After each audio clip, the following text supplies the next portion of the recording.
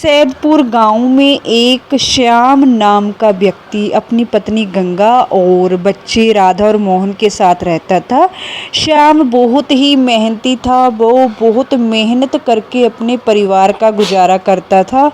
वो रोज जंगल में जाकर लकड़ी काटता था और शाम को जो भी लकड़ी काटी हुई होती थी उसको बेचकर जो भी कुछ पैसे मिलते उसको शाम को खाने के लिए कुछ घर को ले जाता था और इसी तरह उसके घर का गुजारा होता था। उनके जीवन में बहुत ही संघर्ष था।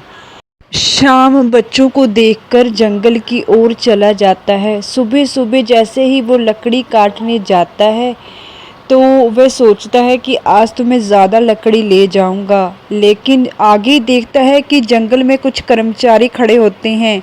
वो श्याम को बोलते हैं, श्याम तुम्हें पता है कि जंगल में सख्ताई बढ़ गई है।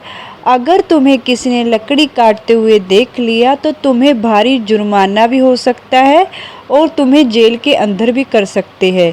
इसलिए ये लकड़ी काटना छोड़ दो, तुम चले जाओ। श्याम घर को आते आते सोचता है कि अब मैं अपनी पत्नी से क्या कहूँगा। उसकी पत्नी, अजी आज आप खाली हाथ आ गए, आपको पता है ना घर पे आटा भी नहीं है, आज आप लकड़ी क्यों नहीं लेके आए।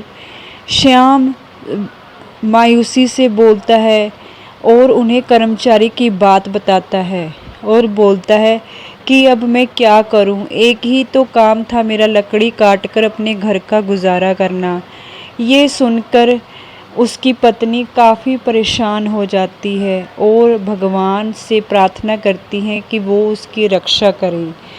अब श्याम भी उसकी बातें सुनता है और सोचता है कि मेरे पास और कोई चारा तो नहीं है, तो मैं फिर से कहीं और से लकड़ी काटने का प्रबंध करता हूँ। जैसे ही श्याम फिर से जाता है जंगल में, उसे एक साधु बाबा दिखाई देते हैं। वो बोलते हैं कि बेटा तुम कहाँ जा रहे हो, तुम काफ़ी ईमानदार लगते हो। तो श्याम अपनी सारी जो भी उसकी जिम्मेवारियां मजबूरी थी घर की वो सारी बताता है। साधु बाबा सोचते हैं कि ये ईमानदार और अच्छा इंसान लगता है। वो उन्हें बताते हैं कि जंगल के बीचों बीच एक सुनहरे रंग का पेड़ है, वो तुम्हारी इस जो परेशानी है उसको दूर कर सकता है, लेकिन तुम्हारा दिल साफ होना चाहिए। श्याम उसी की ओर बढ़ता चला जाता है और सोचता है कि मेरे पास कोई और चारा तो नहीं है।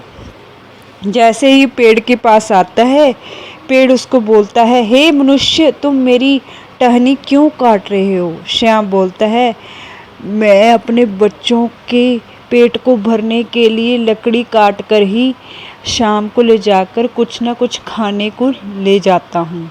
सुनहरा पेड़ बोलता है, मेरी एक शर्त है, तुम इस सोने के पेड़ की कोई टहनी तो ले सकते हो, लेकिन अगर तुमने ये किसी का बुरा करने के लिए, किसी को हानि पहुंचाने के लिए मेरी टहनी का इस्तेमाल किया तो तुम्हें नष्ट हो जाओगे, तुम्हारा सारा परिवार नष्ट हो जाएगा।